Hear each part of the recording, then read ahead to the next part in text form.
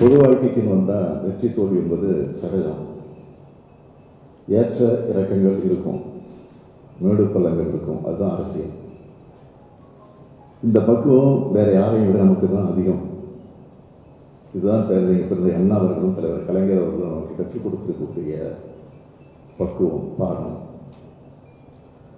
அதனால தான் மற்ற கட்சிகள் மாதிரி நம்ம எம்எல்ஏக்களை ரெசார்ட்டில் நட்சத்திர விடுதலை ஒழிச்சு வச்சு வைக்க வேண்டிய பயம் இல்லை. தோல்வியிலையும் நம்ம தைரியமாக தான் இருந்துகிட்டு இருக்கிறோம். என்னை பொறுத்த வரைக்கும் கடந்த 5 ஆண்டு காலம் கடுமையாக உழைச்சேன், உங்களையும் உழைக்க வச்சேன், என் சக்திக்கு மீறியும் உழைச்சேன், உங்களையும் ரெஸ்ட் இல்லாமல் உழைக்க வச்சேன். இதுவரை எந்த அரசு செஞ்சு தராத சாதனைகளை எல்லாம் நாங்கள் செஞ்சு கொடுத்தோம். கோடிக்கணக்கான மக்களுக்கு நேரடி பயன் தரக்கூடிய வகையில் நம்ம ஆட்சியை நடத்தணும். இது மக்களுக்கு நன்றாக தெரியும். இருந்தாலும் நம்ம ஆட்சி அமைக்க முடியல. இதுக்காக நான் யாரையும் சுட்டிக்காட்டி குறை சொல்ல விரும்பலை.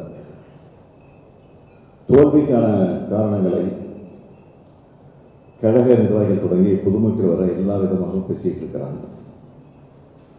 ஒருத்தர் இன்னொருத்தரை குற்றம் சொல்கிறாங்க, அவர் இன்னொருத்தரை கை காட்டுறாரு. இப்படி மாற்றி மாற்றி குற்றம் சொல்லிக்கிட்டே இருந்தால் இதுக்கு ஒரு முடிவே இருக்காது.